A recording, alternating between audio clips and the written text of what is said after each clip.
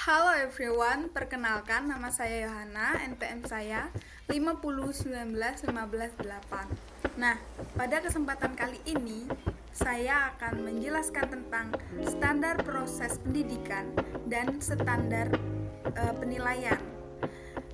Bagaimana materi yang kita akan bahas? Kita simak videonya ya. Oke, kita masuk materi yang pertama, yaitu standar proses pendidikan. Nah, apa sih standar proses pendidikan? Ya, standar proses pendidikan adalah standar nasional pendidikan yang berkaitan dengan pelaksanaan pembelajaran pada satu satuan pendidikan untuk mencapai standar kompetensi lulusan.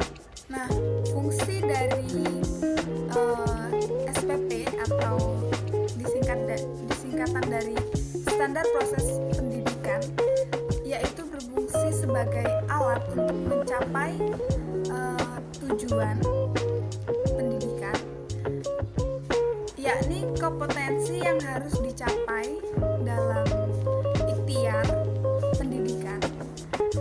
Bagaimanapun bagus dan idealnya suatu rumusan kompetensi, pada akhirnya keberhasilan sangat bergantung kepada pelaksanaan yang dilakukan oleh guru. Fungsi-fungsi yang lainnya yaitu yang pertama, SPP bagi guru. Nah, ini untuk mencapai suatu tujuan dari pendidikan. Nah, yang kedua adalah fungsi SPP bagi kepala sekolah.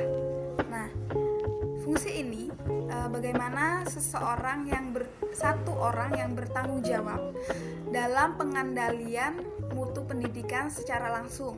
Yang ketiga adalah SPP bagi dewan sekolah dan dewan pendidikan. Tugasnya atau fungsinya adalah menyusun program, memberikan bantuan, memberikan saran-saran, terus melaksanakan pengawasan. Yang keempat adalah SPP bagi pengawas atau supervisor, yaitu berfungsi atau bertugas sebagai pedoman,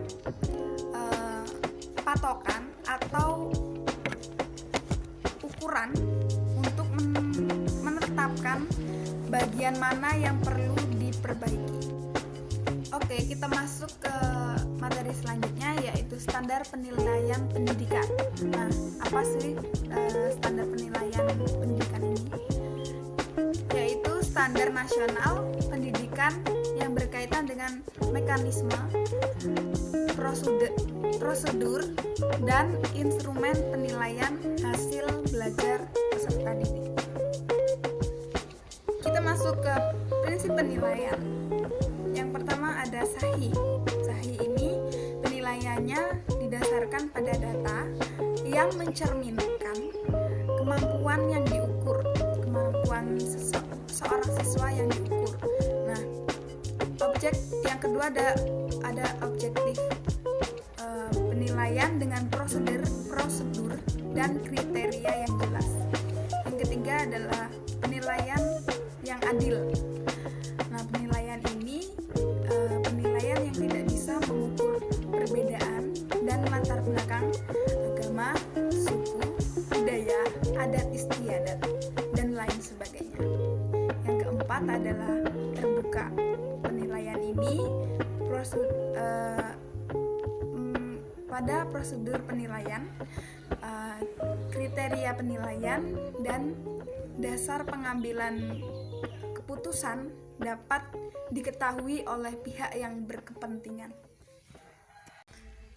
Teknik dan instrumen penilaian, yaitu yang pertama, penilaian hasil belajar oleh pendidik menggunakan berbagai teknik penilaian berupa tes, observasi, penugasan perseorangan atau kelompok, dan bentuk lain yang sesuai dengan karakteristik, kompetensi, dan tingkat perkembangan peserta didik.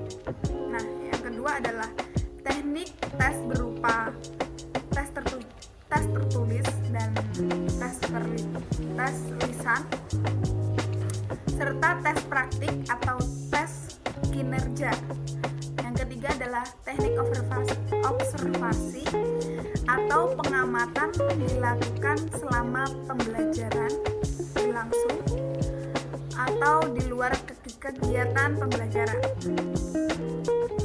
Nah, instrumen penilaian hasil belajar yang digunakan pendidik memenuhi persyaratan. Yang pertama, substansi adalah mempresentasikan kompetensi yang dinilai. Yang kedua adalah konstruksi adalah memenuhi persyaratan teknis sesuai dengan bentuk. Baiklah, itu tadi